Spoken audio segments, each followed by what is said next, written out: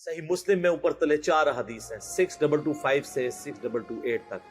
نبی علیہ السلام نے حجۃ الوداع سے واپسی پہ مکے اور مدینے کے درمیان خم نامی گاؤں میں خطبہ دیتے ہوئے فرمایا، اے لوگو آگاہ ہو جاؤ، میں بھی ایک انسان ہوں، قریب ہے کہ اللہ کا قاصد یعنی موت کا فرشتہ آئے اور میں اس کی دعوت قبول کر لوں۔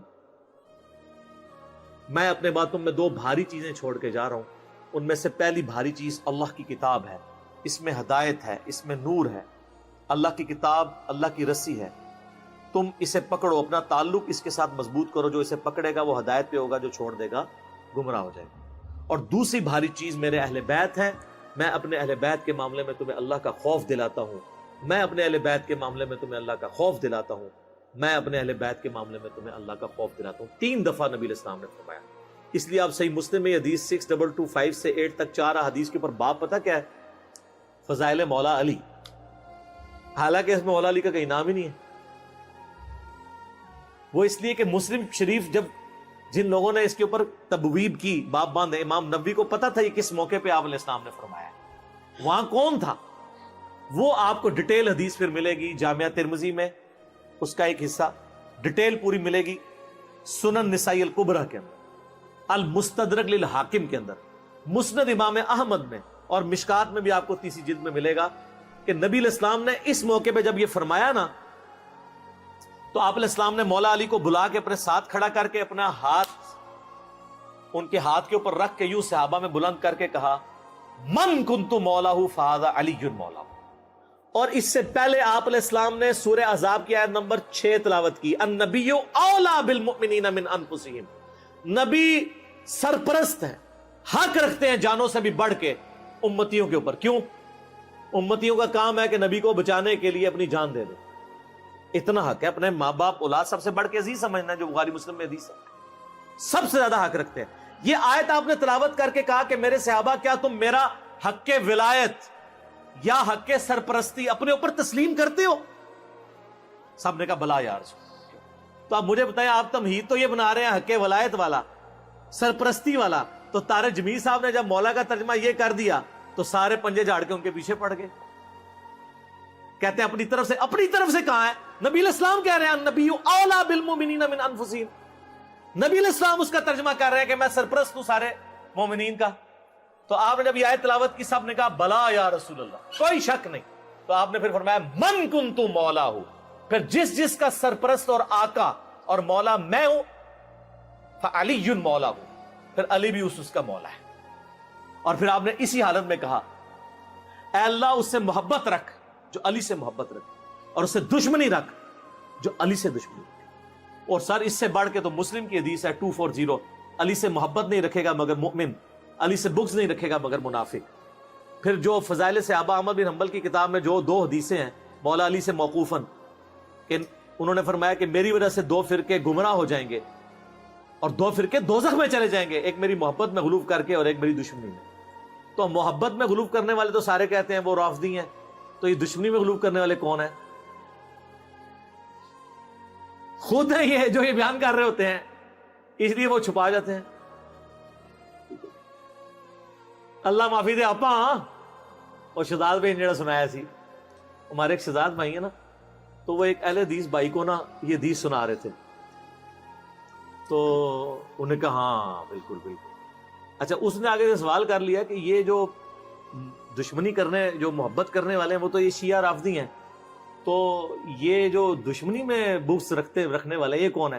تو انہوں نے کہا یار آپا اسی لوگ ہوں دیکھ لیں آپ، مولا علی آپ کہہ دیں تو چڑ سارے پنجے جھاڑ کے نکل لیے ہیں مولانا طارق جمیل حافظہ اللہ تعالیٰ کے خلاف۔ کتنی بڑی پرسنالٹی ہے، انہوں نے خیال بھی نہیں کیا، انہوں نے کہا طارق جمیل گمراہ ہو گیا۔ اس لیے طارق جمیل صاحب نے بھی ان پہ 4 تکبیریں پڑھ دی ہیں،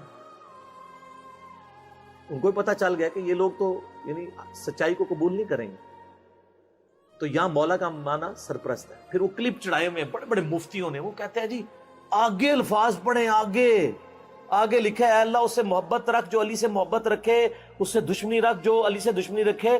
تو اس کا مطلب ہے کہ یہ مولا کا معنی تھا دلی محبوب۔ اور پیچھے پڑھو،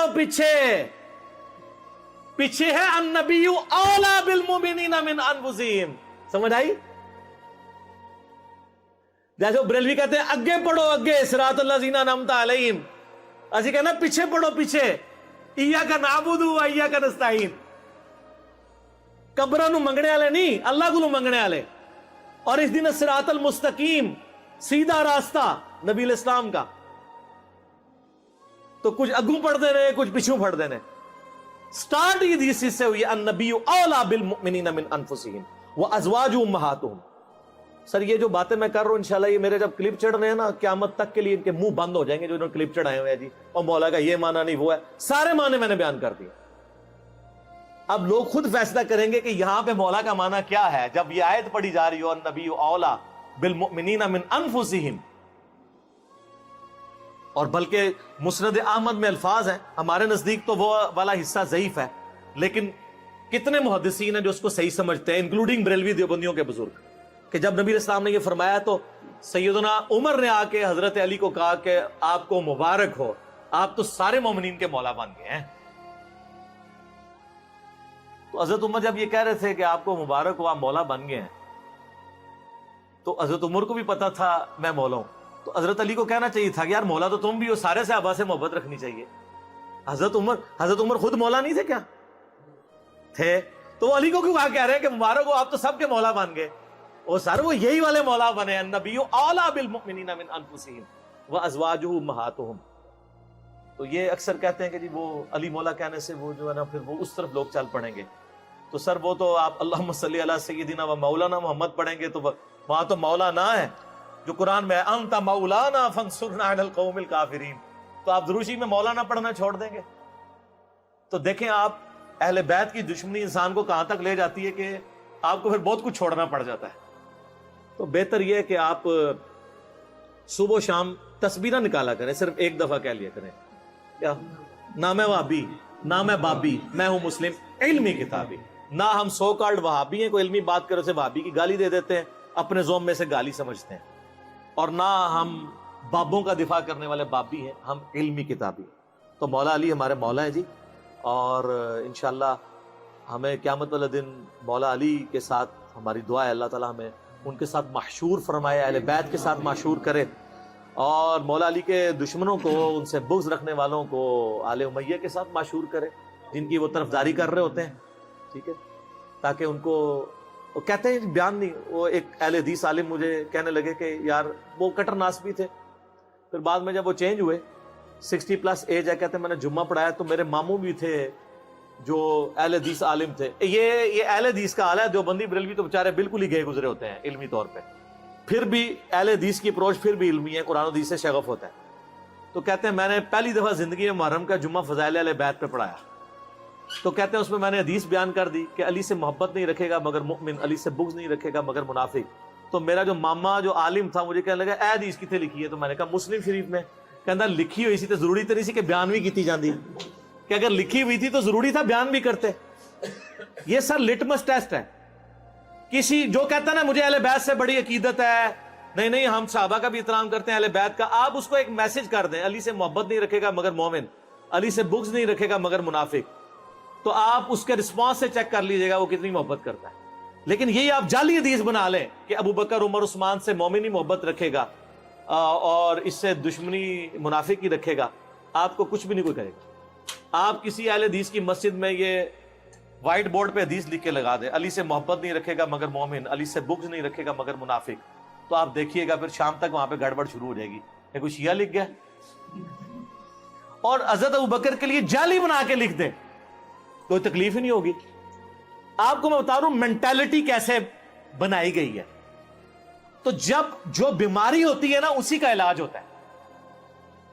مجھے کہتے ہیں آئے دن ہر لیکچر میں رفع الیدین کا ذکر کرتا ہے، کبھی سورہ فاتحہ کی کوئی تلاوت کر دیا کرے، کوئی اتحیات سنا دیا کرے۔ بھئی جس میں مصیبت پڑی ہوئی ہے اسی کا ذکر کروں گا نا، فاتحہ تو پڑھ رہے ہیں، اتحیات بھی پڑھ رہے ہیں، چھوڑا رفع الیدین ہوا ہے تو میں رفع الیدین پہ زور دوں گا نا۔ یہاں پہ بھی سنیوں نے جو چھوڑا ہوا ہے میں نے اسی کے اوپر ہی زور دینا ہے نا۔ حضرت ابو بکر عمر عثمان سے تو کوئی سنی بغض نہیں رکھتا، مسئلہ یہاں پہ ہے۔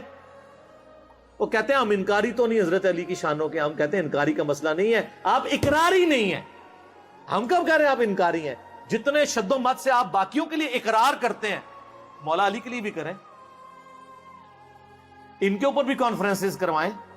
آپ تو محرم کے 4 جمعے جو ہیں شیعہ کے خلاف پڑھا جاتے ہیں, اہل بیت کے فضائل کا ذکر ہی نہیں کرتے, اور جو زیادہ ذرا بدبخت ہیں وہ فضائل یزید پہ پڑھا دیتے ہیں.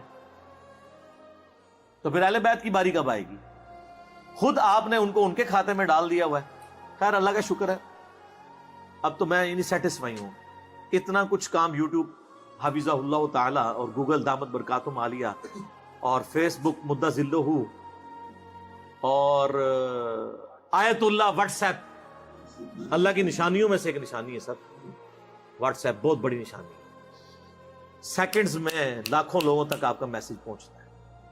تو ان 4 حق 4 یار یہ جو اللہ نے دیے ہمیں, گوگل, یوٹیوب, فیس بک, واٹس ایپ, یہ اللہ نے جو ہمیں دیے ہیں نا جی, اس کے ذریعے اللہ کا شکر ہے کہ ساری گمراہیوں کا خاتمہ ہو رہا ہے. الحمد.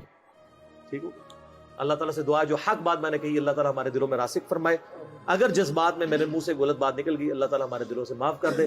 سبحانک اللہم و بحمدک اشہد ان لا الہ الا انت استغفرک و اتوب الیک وما علینا الا البلاغ المبین.